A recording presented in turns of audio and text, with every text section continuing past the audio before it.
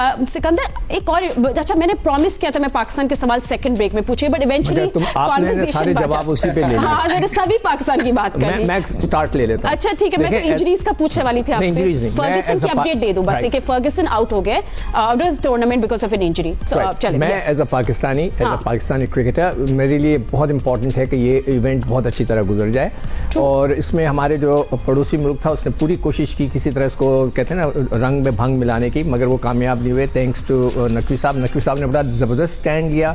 उन्होंने इस बात को मनवाया कि हम भी अगली दफ़ा नहीं जाएंगे, हमारा भी इसी तरह सिस्टम होगा कि हम बाहर जाकर खेलेंगे। तो this is a very good thing. I hope कि इसको फॉलो किया जाए। मैं सारी आवाम से, एडमिनिस्ट्रेशन से, रेंजर से, मैं अभी जिमखाना से आ रहा हूँ, और मैं जिमखाना आपको पता है पीसी के साथ है, वहाँ पे कोई लड़के प्रैक्टिस भी कर रहे थे। आई डोंट नो, मुझे लग रहे थे कोई पता नहीं बांग्लादेश के लड़के थे, कौन थे, वो प्रैक्टिस भी कर रहे थे नेट्स लगाकर।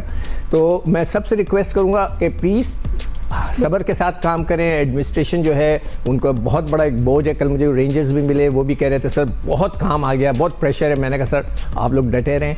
तो हमें ये पूरे इवेंट को ना इस तरह ऑर्गेनाइज करना है कि ये 30 साल बाद हो रहा है कि पूरी दुनिया ये कहे कि Pakistan can organise international matches, एक चैम्पियनशिप ऑर्गेनाइज कर सकता है, और आराम से इत्मीनान से। हमारे जो दुश्मन है वो ज़रूर कोशिश करेंगे रंग में भंग मिलाने की, मगर हमें तैयार रहना चाहिए। मैं हर एक से रिक्वेस्ट करूँगा कि इसको सपोर्ट करें। इसमें थोड़ी बहुत जो तकलीफ बात होती हैं होंगी, सड़क बंद होगी, ये होगी। अभी मैं आ रहा था तो तैयारियां हो रही थी, कोई प्रैक्टिस के लिए जा रही थी टीम, तो आप उसको बर्दाश्त करें।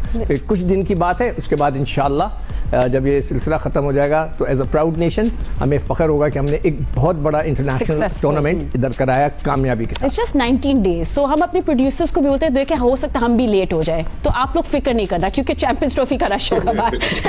हम टाइम पे हम भी ट्रैफिक जैम में फंस सकते हैं, but there is going to be a jam because you see all these big bowlers and big batters Karachi में घूम रहे हैं, यू नो लाहौर में होंगे, बट इस दफा कौन से ऐसे बॉलर्स हैं जो इम्पैक्ट डाल सकते हैं? राशिद भाई, क्या हम लोग you know let's talk about all the successful ODI bowlers जो इस टूर्नामेंट में बहुत थ्रेटनिंग होंगे।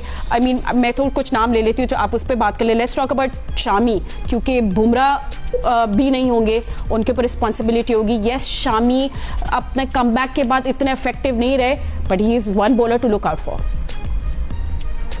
देखिए, सबसे बड़ा नुकसान जो हुआ शामी के ऊपर मैं आता हूँ, सबसे बड़ा जो नुकसान हुआ है वो ऑस्ट्रेलिया का हुआ है। उनके पास हैजलवुड न्यू बॉल बॉलर नहीं है, मिचेल स्टार्क नहीं है, स्विंग बॉलर। फिर तीसरे नंबर पे जो बॉलिंग करते हैं कमिंग, तीसरे नंबर का बॉलर बेस्ट बॉलर होना चाहिए किसी भी टीम के पास, जो कि गेम को चेंज करता है। जैसे हमारे पास हारिस रऊफ है, शाहीन और नसीम मरते हैं तो वो आके बॉलिंग करते हैं और इम्पैक्ट होता है उसका। शामी है, बुमराह नहीं है यहाँ पे, फर्गसन का भी आपने कहा कि वो भी नहीं है। बहुत सारे पेस बॉलर जो के होने चाहिए थे नहीं है इस टूर्नामेंट में, और पेसर ही आपके इवेंट की जान होते हैं। शामी इंजरी के बाद वापस आए, प्रेशर उनके पास होगा। वो जसप्रीत के साथ बॉलिंग करते हुए आए वर्ल्ड कप में, और वर्ल्ड कप के बाद वो दोबारा आ रहे हैं, उनके साथ सिराज मौजूद नहीं है। तो इसका मतलब है अकेला जो प्रेशर जो सीनियर बॉलर है उनके ऊपर पड़ने वाला है। इंडिया बिलीव कर रही है अपने स्पिनर्स के ऊपर, चक्रवर्ती हो जाए या जडेजा हो गए या कुलदीप यादव हो गए या अक्षर पटेल हो गए, इसके ऊपर बहुत ज्यादा डिपेंड कर रही है। स्पिन में अगर देखा जाए तो Rashid Khan one of the best, मेरे ख्याल से राशिद खान ऐसा बॉलर है जिसका इकोनॉमी रेट 4.2 है, जो कि मिडिल ओवर में मोस्ट सक्सेसफुल बॉलर है। 150 प्लस विकेट उसकी सिर्फ मिडिल ओवर में ही है। तो अफगानिस्तान के लिए नूर और ये दोनों बहुत ही कारामद है। पाकिस्तान में शाहीन को स्विंग करनी पड़ेगी, थोड़ा स्विंग बंद है। आमिर सही तरीके से बता सकते हैं कि न्यू बॉल अगर स्विंग बंद हो जाए आपकी तो फिर क्या टैक्टिक्स होनी चाहिए। शाहीन हमारा एक ऐसा बॉलर है जो थ्रेट कर सकता है, टॉप ऑर्डर पे आउट करने के लिए बहुत ही अहमियत है। जोफ्रा आर्चर इंग्लैंड से, वो दोनों बहुत ही उम्दा बॉलर हैं। बाकी उनकी जो बॉलिंग है बहुत ज्यादा एक्सपीरियंस नहीं है। आदिल रशीद है उनके पास, अच्छे एक बॉलर है जो कि अच्छी बॉलिंग करते हुए।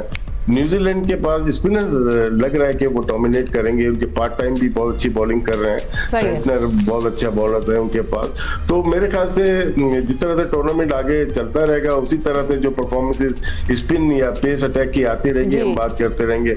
हमारे लिए जरूरी है कि हमारे तीनों पेसर्स को बहुत जिम्मेदारी से बॉल करनी है, स्पेशली शाहीन को विकेट लेना शुरू में 5 ओवर 10 ओवर में बहुत जरूरी है। एब्सोल्युटली।